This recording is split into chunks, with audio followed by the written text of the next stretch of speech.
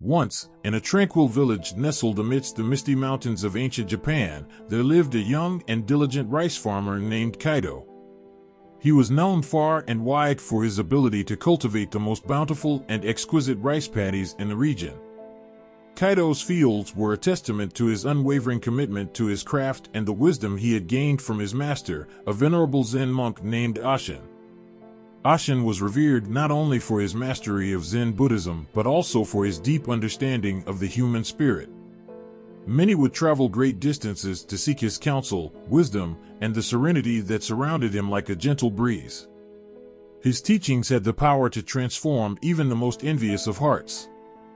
One autumn day, as the leaves turned to fiery hues and the harvest season approached, a newcomer named Masato arrived in the village.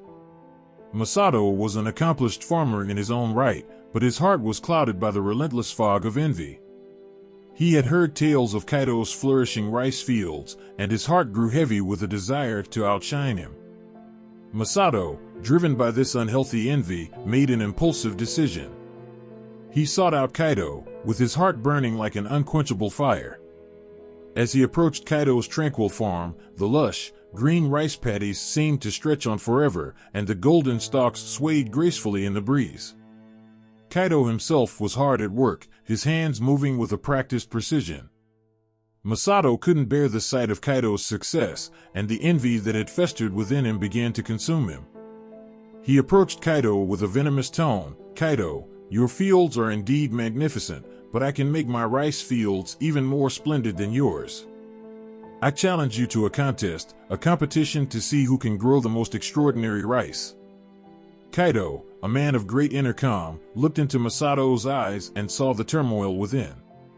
With a compassionate smile, he replied, "Masato, the fields of life are vast, and there is room for both of us to prosper. Instead of competing, why not learn from one another? Let us both tend to our fields, and in doing so, grow not only rice, but wisdom."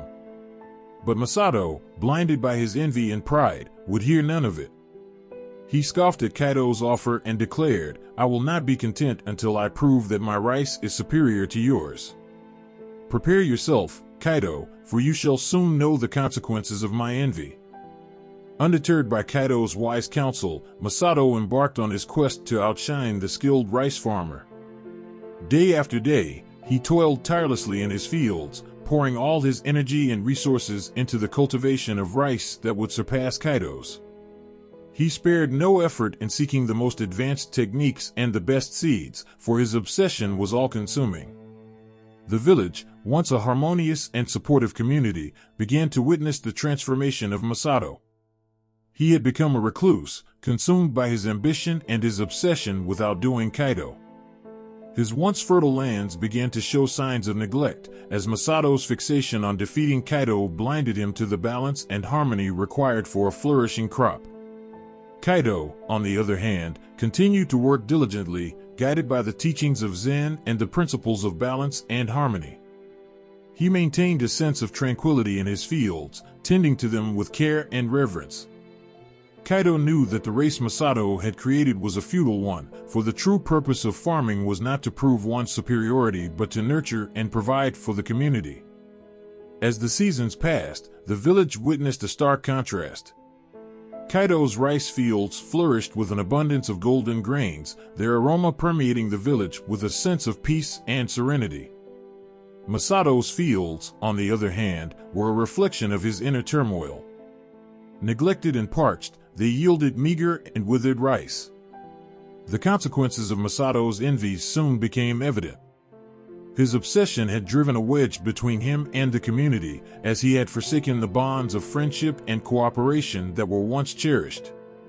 The villagers, who had once sought his counsel and admired his abilities, now watched in dismay as his life unraveled. One day, in the midst of his despair, Masato received news that Kaito's rice had been declared the finest in the entire region, a testament to his unwavering dedication and his embodiment of the Zen principles. The villagers celebrated Kaito's success and the generosity he had continued to share with the community. Overwhelmed by his own failure and consumed by envy, Masato could no longer bear the weight of his ego. In a moment of clarity, he recognized the consequences of his actions, the damage he had inflicted upon himself and the community he had once been a part of.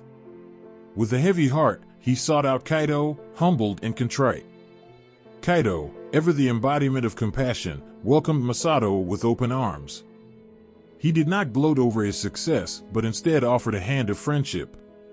"Masato," he said, "the true path of farming is not one of competition but of harmony. Let us rebuild what was lost, together, and let go of the burdens of envy." With Kaito's guidance, Masato began to mend his fields and his heart. It was a long and arduous journey, but with the wisdom of Zen, he learned to let go of his envy and pride. He rediscovered the joy of farming, not as a means of proving himself, but as a way to nourish both the land and his soul. In time, the village witnessed a remarkable transformation. Masato's fields flourished once more, and the village once again became a community of support and mutual growth. The consequences of Masato's envy had been replaced by the wisdom of acceptance, and the village thrived in the spirit of cooperation and harmony. The tale of Kaito and Masato served as a poignant reminder to all who heard it, a testament to the profound consequences of envy and the redemptive power of humility, forgiveness, and the wisdom of Zen. It was a story of how the pursuit of inner peace and balance, rather than external recognition, could lead to a life of true abundance and fulfillment.